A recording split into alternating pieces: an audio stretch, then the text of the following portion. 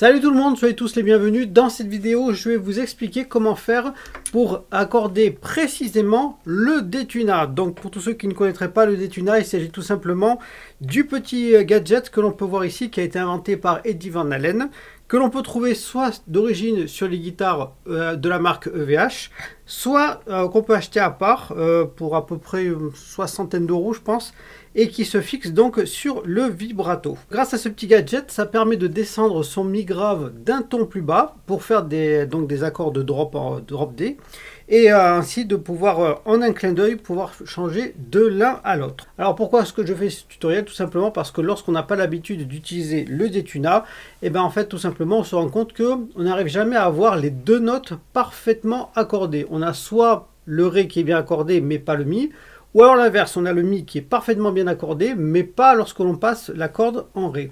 Et du coup, c'est très énervant et on se dit, bah ça sert à rien le gadget.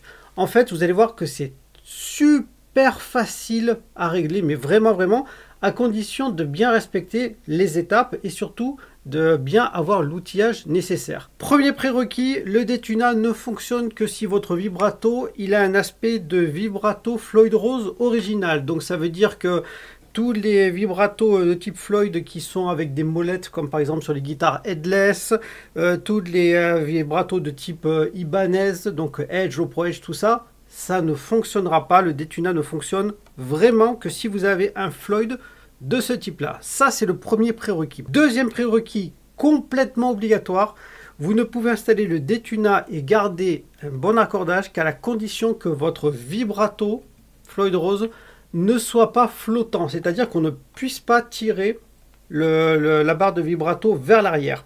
Il faut que le vibrato soit vraiment posé à plat et qu'on ne puisse que détendre les cordes, mais pas tirer.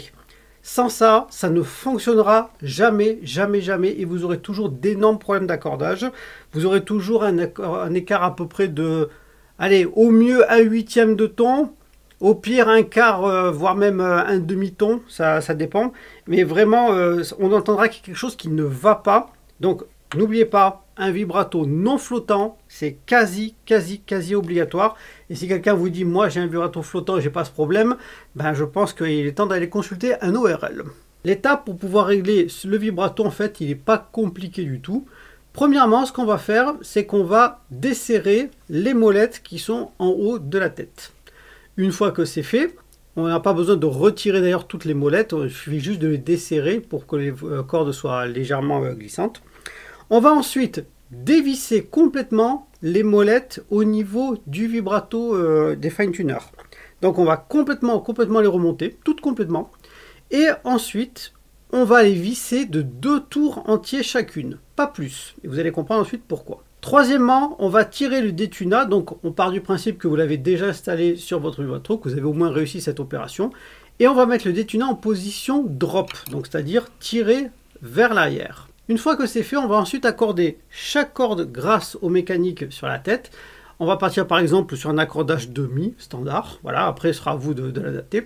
Mais attention, il faudra que la corde de mi soit accordée en ré, c'est très important, il faut toujours commencer par la corde avec la mécanique en ré. Et n'oubliez pas, position détuna, vraiment tiré vers l'arrière. Vous allez comprendre ensuite pourquoi. Une fois qu'on a terminé l'accordage au niveau des mécaniques, ce qu'on fait, c'est qu'on resserre les petites molettes au niveau du sillet et on fait un petit coup d'accordage. Pourquoi? Parce que lorsque l'on serre ces petites molettes au niveau du sillet, ben vous allez voir que l'accordage il a légèrement bougé vers le haut. C'est normal, c'est parce que comme les molettes elles écrasent la corde, ça fait un accordage légèrement plus haut. C'est pas méchant, mais suffisamment pour faire bouger l'accordage. Et c'est pour ça d'ailleurs que je vous ai dit tout à l'heure que les fine tuners devaient être au minimum tournés 2 tours vers l'avant. Comme ça, si on a besoin de descendre un petit peu l'accordage, pas de souci.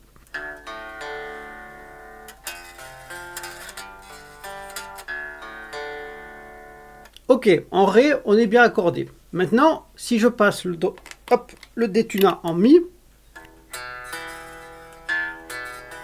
on n'y est pas loin, mais on n'y est pas exactement. Alors du coup, je repasse en ré.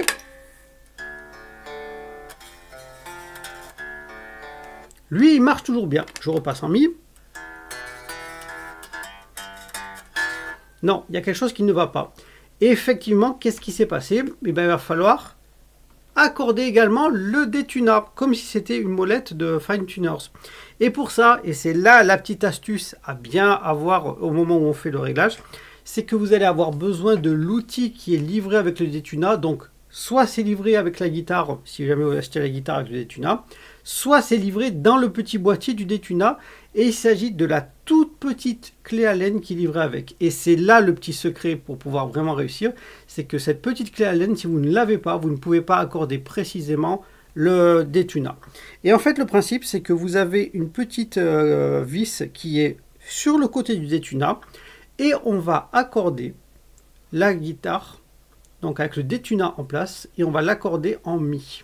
Et c'est comme ça qu'avec seulement 1 ou 2 tours de clé Allen sur le détuna en position de mi, eh bien vous avez définitivement réglé votre détuna. Alors je sais, dit comme ça paraît très simple, et c'est vrai, mais si vous ne suivez pas cette méthode ou que vous n'avez jamais entendu parler, je peux vous promettre que des crises de nerfs avec le détuna, vous allez vite en avoir, et c'est vraiment très désagréable. Donc vous êtes toujours obligé d'avoir cette petite clé avec vous, mais à partir du moment où vous avez un vibrato de type Floyd Rose, de toute façon, on part du principe que vous avez les clés Allen sur vous, donc il suffira juste de le garder avec vous. Donc rappelez-vous la méthode, on dessert tous les fine tuners complètement, on les resserre de 2 tours, on passe le détuna en position de Ré, on dessert les molettes et on accorde la guitare au niveau des mécaniques avec le mi grave en Ré, pas en mi. On resserre les molettes et après on peut refaire à nouveau l'accordage précis avec les fine tuners corde par corde, et ensuite on peut utiliser la petite clé Allen en position de mi pour pouvoir avoir le mi.